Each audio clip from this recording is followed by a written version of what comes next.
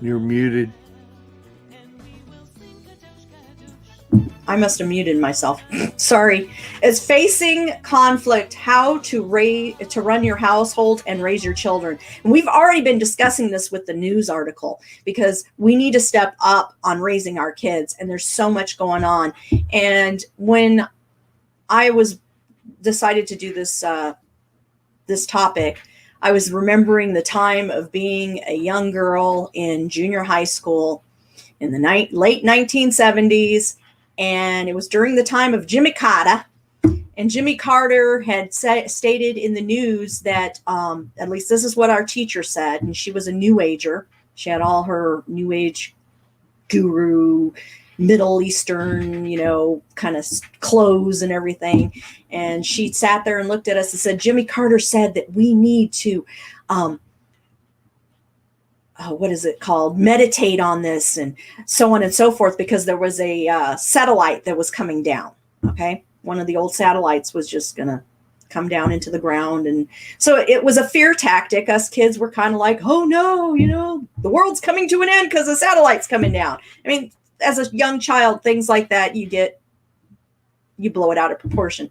Well, she wanted us to sit on the ground and sit like with your feet crossed on top of each other and all this, and put your little fingers and do the home and the whole thing and meditate. Well, myself and two other young people there stood up. We were young Christian children, stood up and says, we cannot do that. That's not right.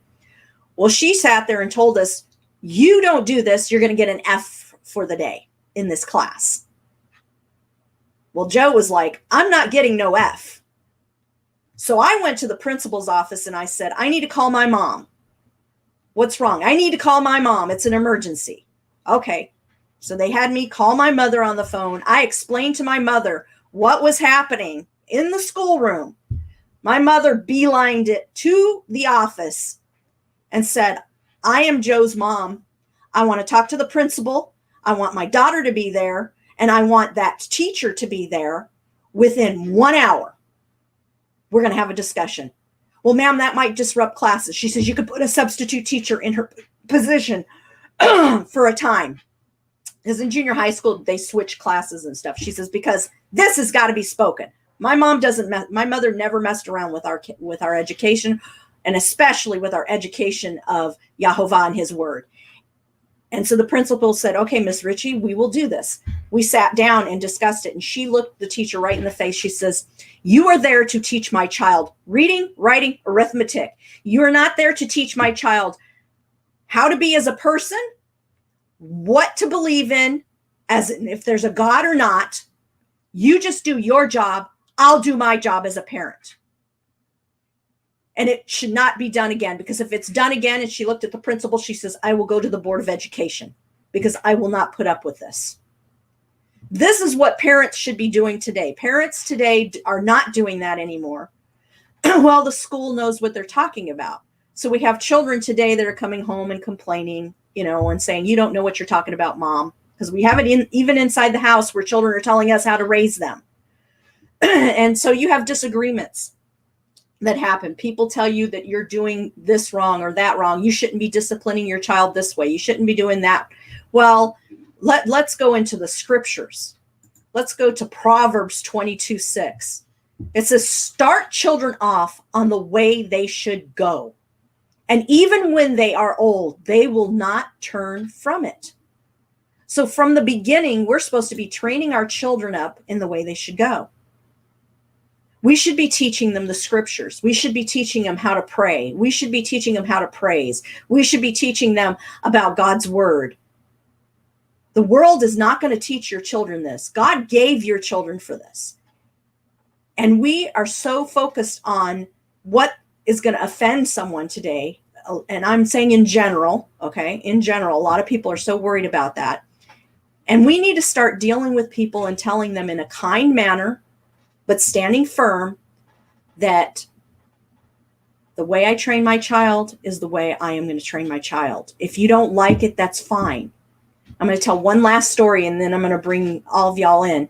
The last story is my mother did a daycare and took care of children. And one of the mothers did not like the fact that my mother sat the children down to read the Bible and teach them about the Bible. And she says, that's fine, but I want you to understand, when you brought this child into my home, I told you I will treat your child like I treat my children. I will take care of your children like I take care of my children. I will teach your children like I taught my children.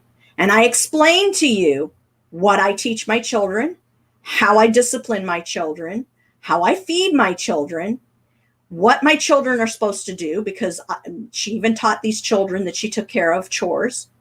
And this woman said, fine. And she took her child and left. 3 months later, she came back and she says, can my child come back? My child is not happy. My child likes learning about Jesus, even though I think Jesus is nothing. And my mother says, it's fine. Come on in.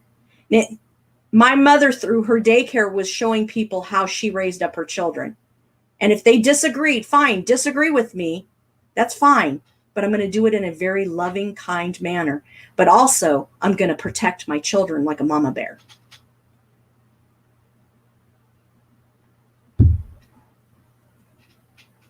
You can bring everybody in, Mark.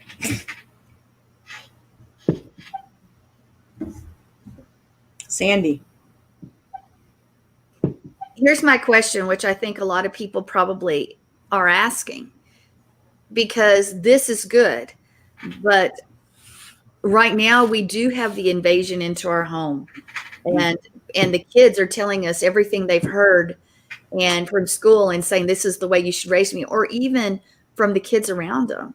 I know Jonathan wasn't home, he was homeschooled most of the time, but at church, he was with people that would say, other kids, peers that would say, I can't believe your parents check who your friends are. I can't believe your parents won't let you. So there was influence coming from that direction too.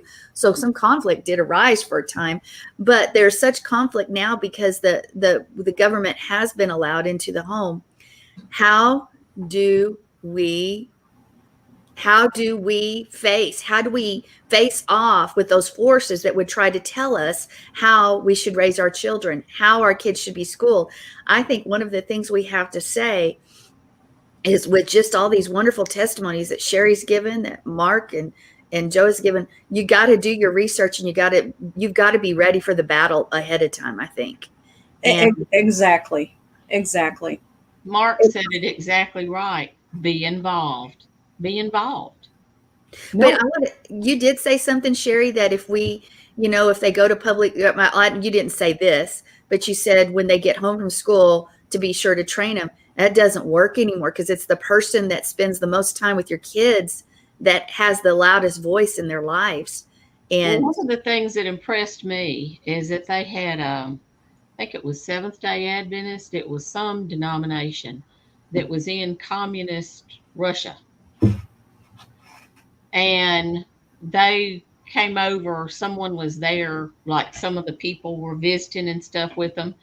And they were finding out their children believed in God. They knew all this. And they were saying, how are you dealing with living in this society? And they said, every night when they come back from the communist schools, we sit down with them and say, what did you learn? What were you taught? And they unwind their brain. That's good. And they say, this is what this is. That was one thing. And another thing too, the lady that led me to the Lord, Betty, she was never shy about God. And the Lord sent her to university. I mean, she got was in criminal law and all this stuff, but, in late in life, he sent her to university, college. And she said, I thought he sent me there, to get an education. She said, but I'm running up against all kinds of stuff. And she said, one teacher said something in class. She said, I just stood up in the class and said, I know better than that. I'm old. I've lived my life. And why are you corrupting these young minds? I mean, she'd get them. She publicly called them out. She got called into the dean's office because she'd take a test and she'd write the answer down, and then she'd do an arrow and she'd have in the margin, this is the answer you want to hear, but I know better. And would underline. She got called into the dean's. you need to quit writing in your margin, Miss Byer. She said, well, I do know better. And you know better too. And she would tell the kids. So she was being a light to those kids. They were laughing, but I guarantee you they never forgot her. And one really funny thing that happened to her, she said, she was in an anthropology class and she's going like, this is horrible. It's horrible. She said, I'm going to fail. I'm going to, lose my standing. I said, you won't fail. She said, I said, you'll get a C. She said, what? I said, you will not get an F because you will retake the class. If you get a D, you might retake the class. I said, you will get a C. She got a C minus. She said, you were exactly right. I said, they do not want you back in there. And then she said, I'm going to take an art class. It'll be easy. And I snickered. I thought, she said, what? And I said, just wait and see. I think God's setting you up. She said, you were right. You were right. They were showing these beautiful pictures from the Louvre. And they were just beautiful. And then she said, they started putting pictures up. And she's like, my 3-year-old grandchild could draw stick people like that. And so she said, who does the teacher call on? What do you think of this, Miss Byer? And she thought, why did he pick me out of all these people here? And she said, I told him what I thought. My 3-year-old grandchild can draw better than that. Those little stick people and bug eyes and stuff. And he bowed himself up and he said, you have to develop a taste for this kind of art, Miss Byer, like she was some worm or something. She said, I looked right at him. I said, you know what? You're exactly right. God gives us a natural inclination to the things that are beautiful. And you really do have to teach yourself to like something that's ugly. So then they asked, I think Van Gogh or something. So they said, what do you think he was thinking here? And she says, I don't even know what that crazy man was thinking to get into his nutty brain. Who cares? I think that was probably Goya. Fail art. I said, no, you're not. You're not going to fail art. Mm-hmm. She said, but he quit calling on her in class. But I mean, that's how we can be a light a lot of times. And she said, she talked to some of the teachers and she said, a couple of them, she said, I knew that was going to be their last call from the Lord. And if they didn't turn, he was going to deal with them. So there are times when we're light where we're planted. She did graduate. She did get her degrees and stuff. Praise the Lord. And he got her through, and she was the first one in her family to get a degree like that, even though she did it when she was older. She's an extremely intelligent woman, but just didn't have the chance for an education when she was younger. But I said, I told you God put you there. I said, he set you up, didn't he? She said, I can't believe it. I can't believe the stuff they're saying. They're corrupting these young minds. She said, and then she said there was these women that were, oh, what do you think of this? And she said, she looked at them. She said, I think of the scripture that says, silly women forever studying and never coming to the knowledge of the truth. She upset them folks. I mean, she's like, I'm sitting here by God and I'm going to take care of this. Sandy, the answer is always in the scriptures, and especially as believers, what we need to start doing. And a lot of parents haven't been doing lately because they thought that the school system, they were being duped, first of all, that the school system was helping them and everything. And plus Dr. Spock, the book Dr. Spock, which was a crazy book. In Ephesians 6, and I know I've said this to where everybody's like, really, Joe, you're going to say it again? Yes, I'm going to say it again because it's his word.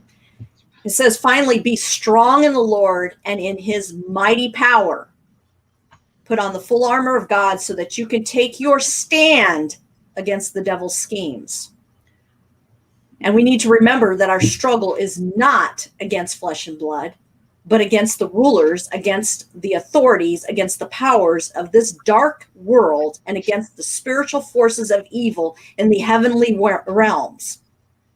We need, as parents, to be wearing that armor and protecting our children and training them and teaching them how to put that armor on as well by using the scriptures. And a lot of parents today have gotten, and I did it early in my years, lazy in teaching their children in the way that they should teach their children to go.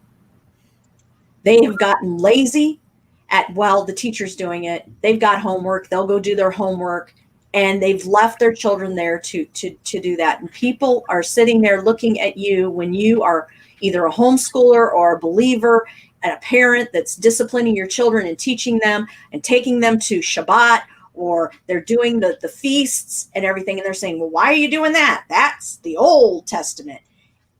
We're teaching our children because we want them to be grounded. We're teaching them the foundations, and we need to bring forth and stand strong on our convictions of how we're training our children up, but doing it in a loving and kind manner, and not sitting there pointing our finger saying you're doing it wrong. Because you know what?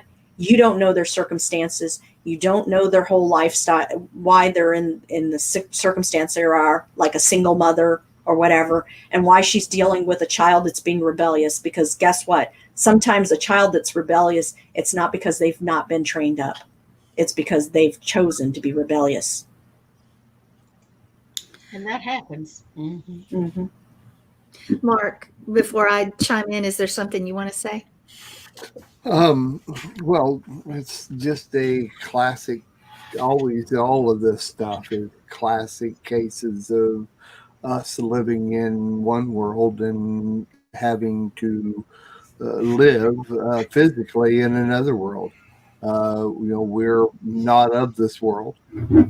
We're of a different world. We're of a whole different form of government. It's interesting contemplating the Constitution. Every show, we bring up the fact that the Constitution is a form that we use to live by, living in the United States, but the Word of God is also a constitution. There's the Constitution that we have with God, the covenant that we have with God, in that we live in by that.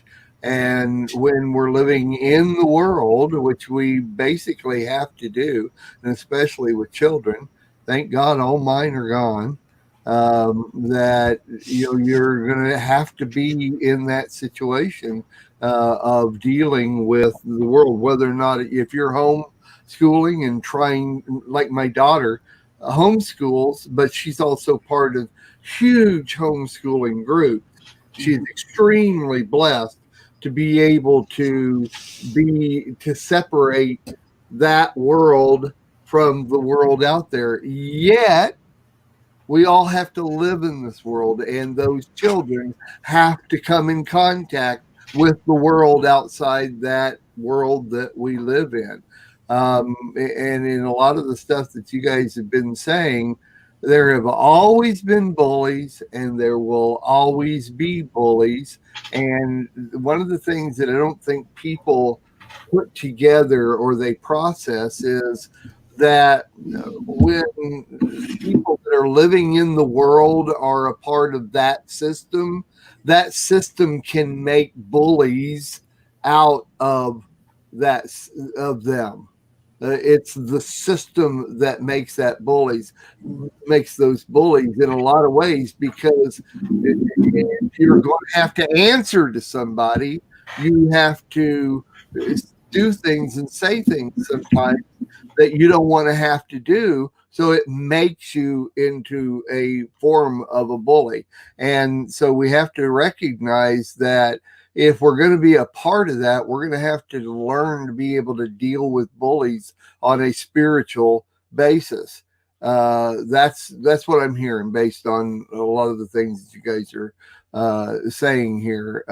I mean, I'm really not so much a part of that. My conflict is extremely limited because I pick and choose who I'm in contact with and what I allow into my world and what I allow me to step into when I step out of my house. And so that has a lot to do with it. If you're in control of the world outside of your house, then you have a whole lot better ability to make things happen the way that you want to. If you're not in control of that world, that you're stepping into when you go out there. You got to be ready to handle it, and most people are not ready to handle it. We don't live fully in contact with the godly world. We don't live fully in contact with this world, and that's there's your conflict. And to me, that's what I'm saying. That's why I understand it. We met a Messianic couple on Thanksgiving. That it's a couple. It's a man and woman, and they're 66 and 68. And he is just retired in November. 42 years of teaching history in the school system. And you want to talk to somebody that can give you some straight out background of what is really happening right now and has for the past 42 years, not only in the school system, but in the world that involves that system and the world out there. He's the one to talk to. I really wish we had him on the show today, because he would have been somebody to let talk for a while based on all the things that are being said.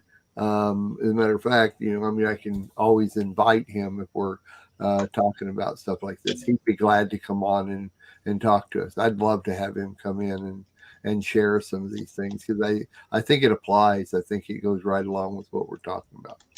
I agree. That would be great. I want everybody to understand that because our topic was how you face conflict in the home, especially from outside sources, I think is where sort of this is coming from, although it can be within the home too. And I want you to understand that the word is powerful, and that is true. That is 100% true. But if you also become aware over the battles that have already been fought, over the right that you have to raise your children in your home, you can use those things when the forces try to come against you. For instance, States versus Levinson, 1950, Illinois pursued a truancy case against Marjorie Levinson, who was a Seventh-day Adventist who opted to homeschool her daughter. The court ruled that homeschooling arrangement could be considered a private school under Illinois law. In Texas, what you say if somebody tries to come in is homeschool is private school, and private school is not regulated under the state constitution. So you get it. State versus Massa, 67, June. The Superior Court's verdict in State versus Massa stated that parents in New Jersey could homeschool their children. And then you have Wisconsin versus Yoder. 3 Amish kids' fathers, following the dictates of culture, took their kids out at after 8th grade. The U.S. Supreme Court determined in 72 of May that an exception to compulsory school attendance would be made for Amish children to uphold their religious freedom. And I'm saying these sorts of things because we battle in prayer. We battle with the word. We battle by standing and not giving in, but also know your history. That's why we have the show on the Constitution. Oh my goodness. I'm not saying one of the best shows, because they're all great, but one of the most informative educational shows that we have on the Messianic Lamb Video Network is that show, which should be a must for adults and children. We say, well, all our homeschool kids, no, adults need to listen to it too, because you will be educated. If we know our history, if we understand our Constitution, because we live in the United States of America, if we refuse to give in and stand and stop, and we know the history even in the court proceedings, then we'll be able to stand if forces try to come against us, or even the voices from our neighbors and things like that. Guys, I know our past time, but one of the biggest arguments you get is socialization. What about your kid? Your kids are socialized in church. They're socialized in the neighborhood. They're socialized in all sorts of places. And generally, homeschool kids are better socialized than the others because they spend time with peer groups besides just their peers. So anyway, know your stuff. Know your stuff, guys. If you know your stuff, then you will, as well as the word, you will be more easily able to stand in case somebody tries to come against you. And here's the next thing that we learned from the last segment. Do not let people into your home that should not be there. And that includes the government school system. and everything else. Don't let them have a foot in the door. Anyway, this is a great show. Thank you so much, Joe, for bringing this out. And we could probably go on for hours. I would love to hear that guy. Be aware, people. Be aware of what's going on outside your door and to our children. And they are going to try to come into your home one way or another. Don't let them in. And as Bob said earlier, get rid of Alexa and all those like that, because they're in your home when you do that. I agree. Yeah. I agree with that one too. You bet. You know, all these people, what kind of people wants a spy in their home? I mean, well, lots of people have invited it. You know what you need to do also is it's time to start back with the basic classic education of your children. You don't have to get rid of everything, but they don't need an iPhone. They don't need an iPad. You can have a computer. We lived with one computer in our house when we homeschooled, and with 3 kids. They all shared the computer. They all had to do their work on the computer that they needed to do, but the computer was there just as a help, not as the main focus of everything. Get your children outside. Get back to the basics. Yeah. We are richly blessed to bring you what we believe is the fullest, most diverse, yet up-to-date progressive teachings, discussion, and prayer programming you can find anywhere on this planet. Be sure to take the tour of the MessianicLambRadio.com website. I'm Susan Hoogie, thanking you for joining us on the Messianic Lamb Video Network. We'll be dancing in the street.